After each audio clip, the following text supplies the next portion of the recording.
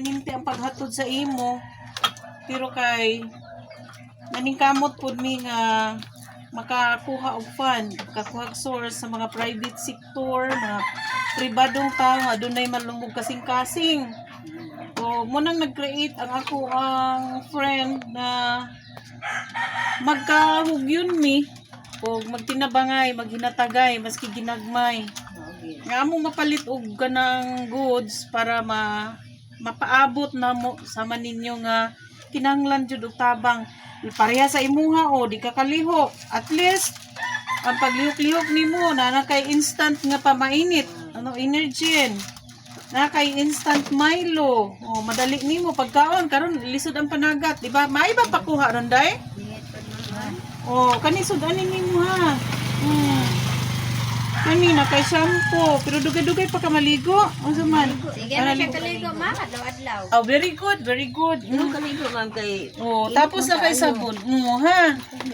So, kana na ang hoping nga iampo ninyo kanunay nga tagan lang mi kabaskog sa lawas.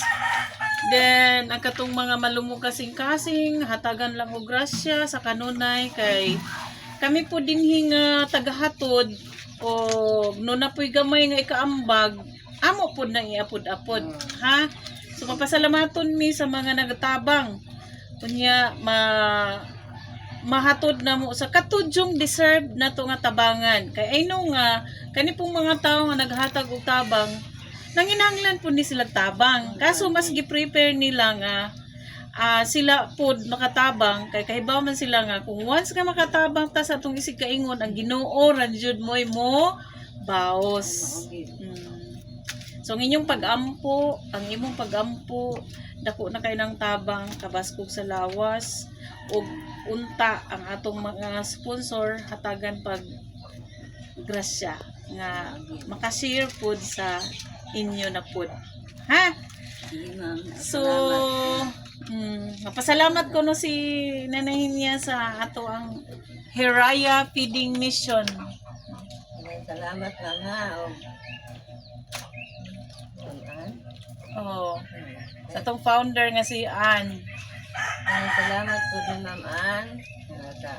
Labang ito sa akong kalisod. Huwag sa ako ikapalit o kape. Anong ko kape-kape lang?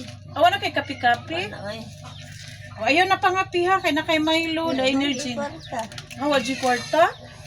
May kwarta nga ko kay kung anak. Mag-ano ko na kay Kuya Usagat. Kaya ka na naging kuwan ko sa ito rin sa ako kung tayo na kang bata ba? PWD mong kauban diri. Imong anak. Kuan siya ko na nakanagat. Nagat niya. Malagay na alak ang ini. Hindi ko na naliw. Kinahanglan gid ay tabangan gyud. Gampog ito sa Ginoo nga. Maayo lang akong tiin. Alalad ko sa iya ha. Yan, salamat po ko sa Ginoo nga. Mabalik na po ng sinba diri. Atong bahay. Nagkaabot naman ko sa sinba. Ug lakaw. Salamat tao sa kamamaan.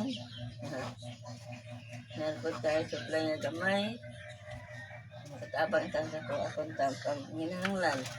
Huwag salamat po sa Ma'am Dina.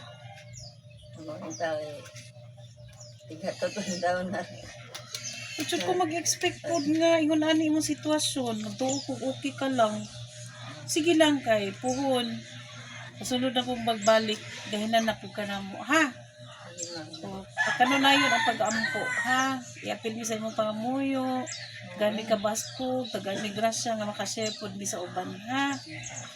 Ang tao, taga-atbag sa lawas sa tabang bertawan sa uwan, ang ginahanglan. So, gahapon ba ya po, dobi ang ko nakaplano kang nanahin niya. Kay ang nakapokus mi, kang nanay porting. Mukalit lang gig sa kuan santop sa kungunahon na ka nga. So dapat dili lang kay sinanay lang among hatdan pati ikaw. So ni ana siguro ang Ginoo jud atoy nagtudlo gyud o nagkuan sa kungunahuna nga magahinan ka kay kanang usa jud ka sa dako nga nanginahanglan. Yan nilahos gid mi din ni modis imuha nga wala mo udam ha. Kumagdahan, mga abot. Sige lang, yampo lang ha. Mubalik rami ha. Sige ba? Kani ako lang dadon kay sudlan na po na mo nibalik. Salamat kaayo sa ato ang organization nga bag-o na tong natukod Heraya Feeding Mission. Thank you so much. Sige nay ha. Sige lang ba? Sige pun. Wala, kaluwi man di ay, uy, wag gid ni mag-expect ay. Wala ko, ang anak dito sa kwan, kadoon ko pa ka.